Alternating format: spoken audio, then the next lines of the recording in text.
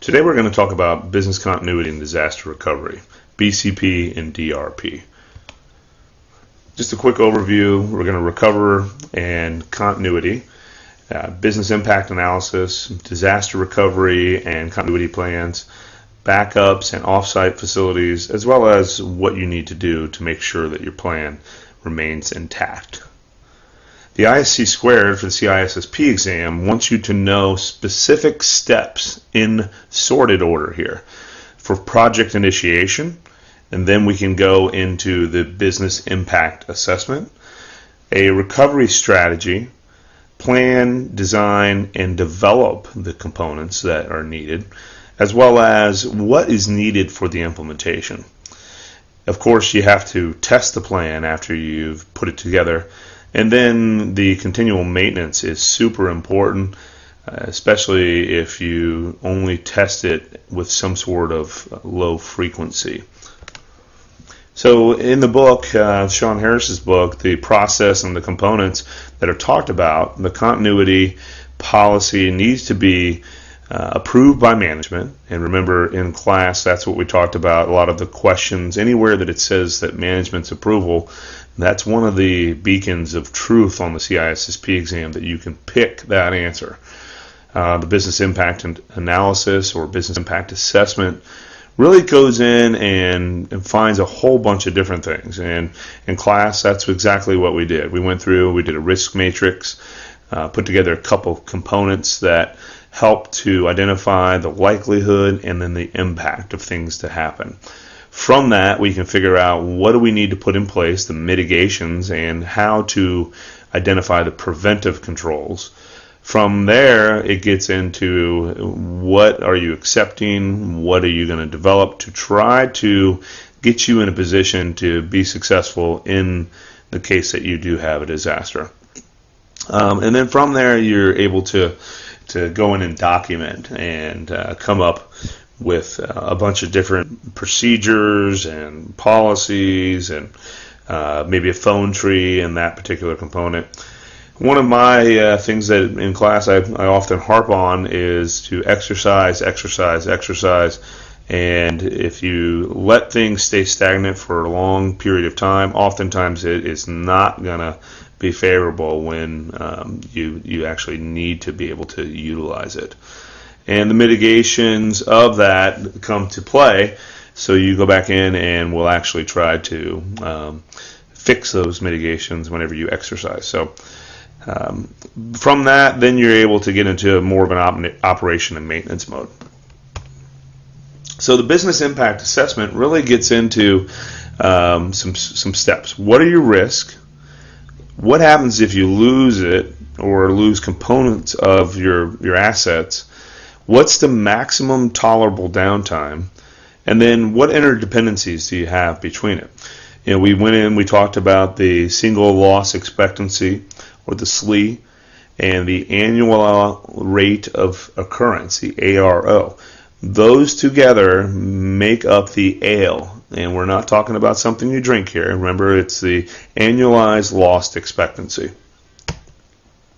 So, for instance, in the book they give us a critical business process of time and attendance reporting.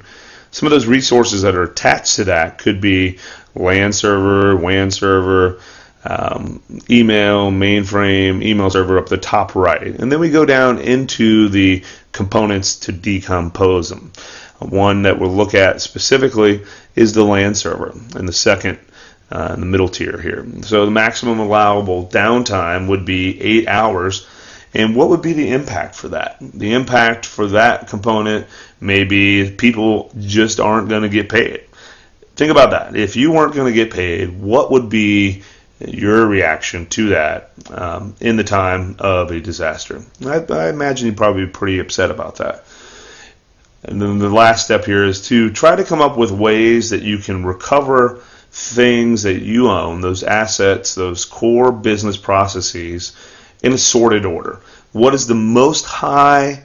What is the medium? What is the low?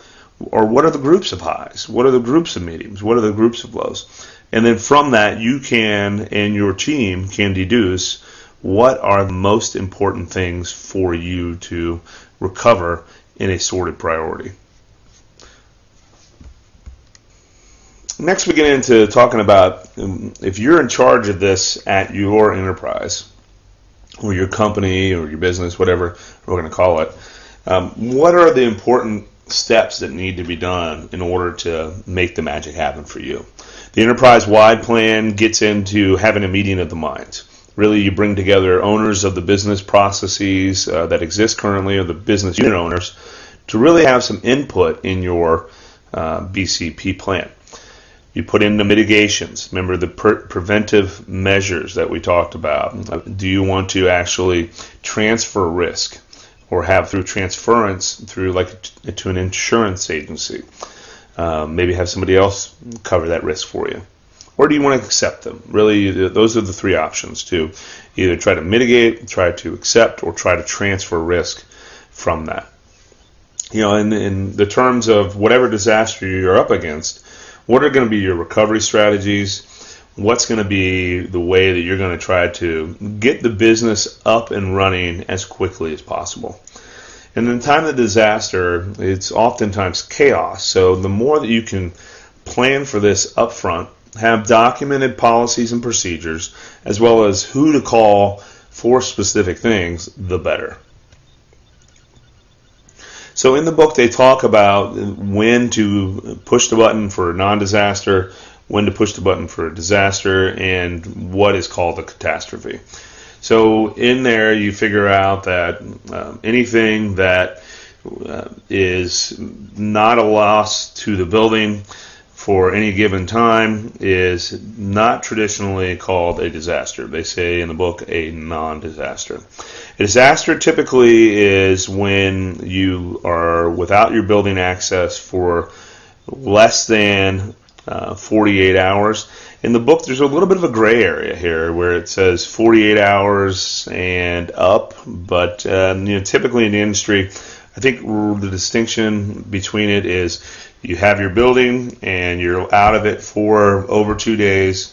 That's kind of a disaster. Now, a catastrophe, on the other hand, is a total annihilation of your building. In class we talked about a lot of different things, and you could probably think of in your life a few different times where maybe friends or you've seen on the news where people have just been without either their homes or their places of business for an extended period of time because it is just totally wiped out. That would be a catastrophe. So we talk a little bit more about some of these things that you can put in place. The hot site would be something that could be operational in a matter of minutes. Typically, if you throw a load balancer on there, hot site can be operational through a geographically disparate network system, lickety-split. So that hot site can be load balanced, and really it can be little to no latency or fail over time to that hot site. But the teeter-totter comes into play where you get what you pay for here, and that's where the hot site's really the difference is. Big time money to keep that operational, and if you don't have the type of money to support that, then you may want to look at some of these other ones, like a warm site, where maybe you have some of the older equipment, maybe some only your high processes that we just talked about before, or your critical functions are at that warm site. And then some of the other things that you may not need right away could be stood up over time. But the warm site is less expensive than the hot site, obviously, and it does take a little bit longer to be able to get that operational.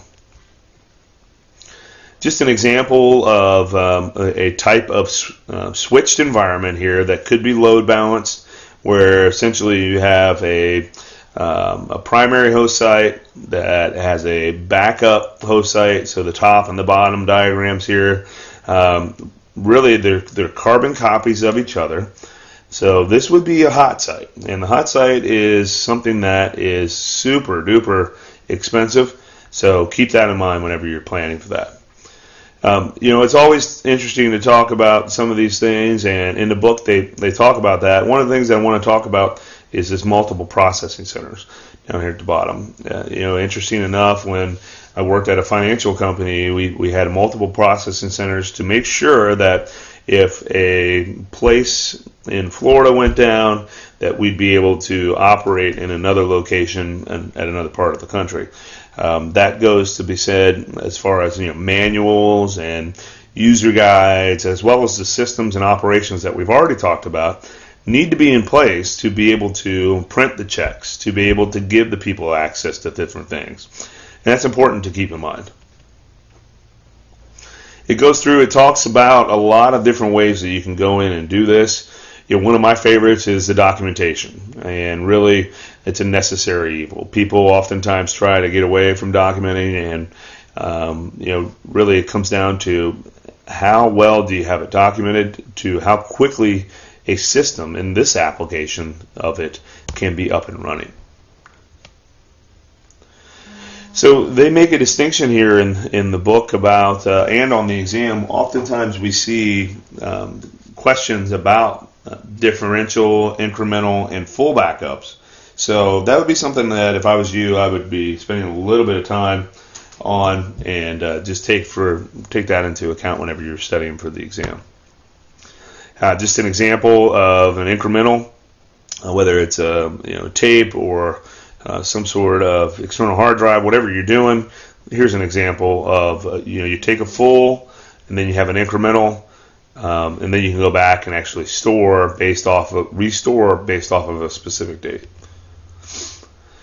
And get into talking a little bit about some of these backup solutions. Wouldn't spend too much time on them, but maybe just to remember them off the top of your head. And here we can actually take some of those backups that we have and then restore them on the fly with a robust implementation of whatever backup solution you have. So a lot of people are talking about this cyber insurance and why should I have it? Well, in the case of you pick your poison here. Any day of the year, it seems like somebody has gotten hacked, and there's companies out there that are selling the insurance to allow companies to transfer that risk for network monitoring, network attacks, basically putting people on retainer to try to help thwart attacks. And it's something that as a business you could make a decision to purchase that. So really, when you get into the assessment, there is a lot of rigor that's behind it. Here on the PowerPoint, I just show some of the things that you maybe could see on the exam. So keep that into mind. And in the book, lastly here, it's important to know, when do you exercise the BCP? When do you actually pull the trigger to make the determination on whether or not to go ahead and invoke it? And usually you can take these guidelines to the bank. So is there a danger to human life? Is it imminent? What about the danger to national security, or maybe your state or local government security? How about your facility? Has it been damaged? And what is the extent of the damage? Is it inhabitable or not? And that's really a great distinction. You don't want people getting hurt. What about your critical systems? Do you have backups? Are they operational? Is it going to be 2 days? Is it going to be 10 days before you can get those back up? If so, then it's probably a good time to just at least dust off that BCP to make sure that the plan is in place and everything still is legitimate. And then what is going to be that downtime? Really, that's what it comes down to, is how much money you're going to lose if it's going to be down for an extended period of time. So this is the BCP and DRP. If you have any questions, just reach out to me. You have my email address. And good luck on the exam.